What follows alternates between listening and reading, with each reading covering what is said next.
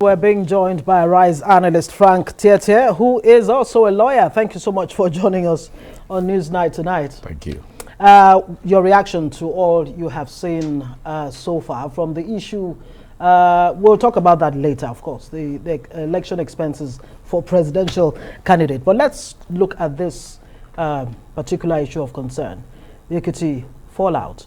Bamidele says he will subject the primary to legal scrutiny through the APC constitution and, of course, the 1999 constitution.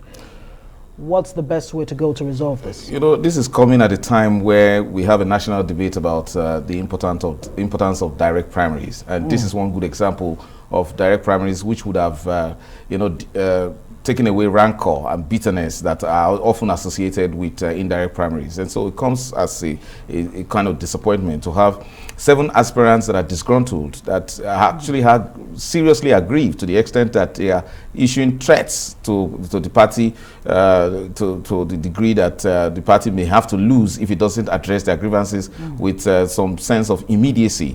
I think it's something very, very serious, because we've seen a very strong party like the PDP imploded because of, seemingly small issues. You may call them pockets of the grievances around the country, and now it's in the state of Ekiti. I think it is clearly in the interest of the APC at the national to resolve this matter, because it will send very strong, wrong signals indeed.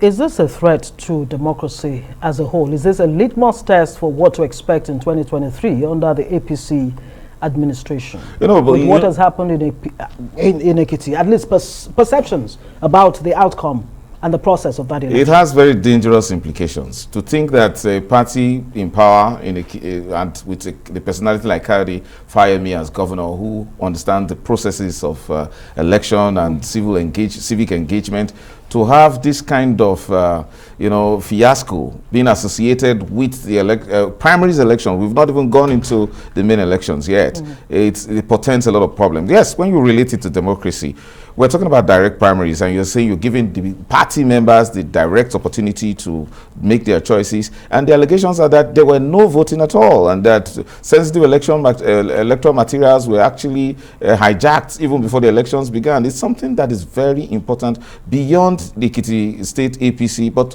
very important for the democratic processes as we approach 2023, no doubt, and it's that very important. Is this a sign that this whole godfatherism in politics, in Nigerian politics, is still very alive and well? Is that what's playing out? I think we should consider it in the light of desperation by power holders and power mongers. Opeyemi is a fine gentleman. One would have, like one of the aspirants I referred to, that they didn't expect such from the kind of place where Opeyemi reigns. But I rather say that the phenomenon of godfatherism had been demystified to a large extent. But what we have seen is that Opeyemi is supposed to be very popular in Ekiti State, and if he anoints a candidate, indeed, that candidate should have its way easily. So it's kind of difficult that there has to be some desperation expressed to an extent that 7 out of all the number of candidates are now protesting with this kind of vitriol. It's disappointing.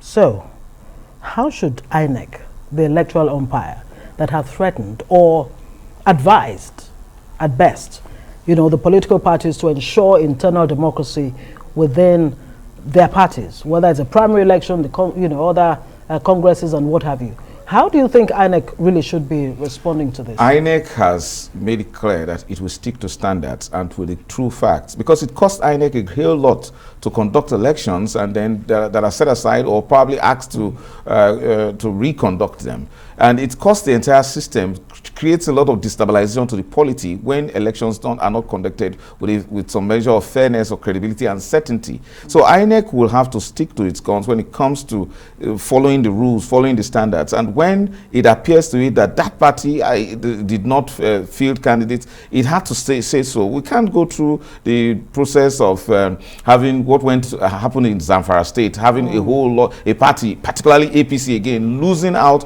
when it is indeed, or it was indeed the most popular party in that state. So the INEC should spare party faithfuls of going to an election with uncertain provisions, on uncertain preparations and compliance with the law.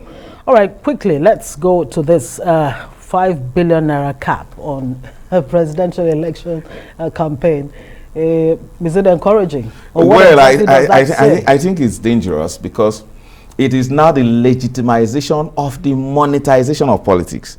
You don't have to monetize our politics with a whole 5 billion naira. How does a credible candidate that aspires a whole lot for Nigeria gather 5 million naira first before he thinks of contesting? 5 billion. 5 billion. I mean, it's something very strange. 1 billion was reasonable to the extent that it was going to make elections more and especially campaigns more issue-based than a situation where persons are persuaded with the weight of money. If we don't want to bullionize our elections. Well, hasn't it been bullionized? Well, at least legally speaking, no.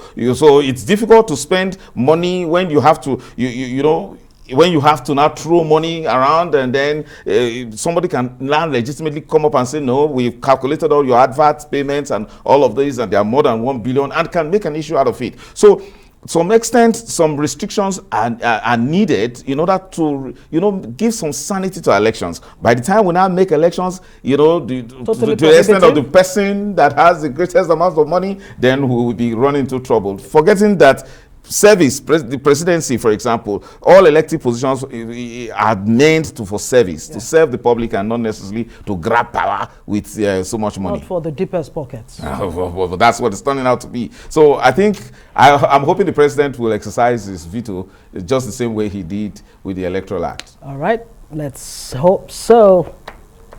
Frank Tietie, thank you so much for joining us on Newsnight tonight. Always my pleasure. Yeah.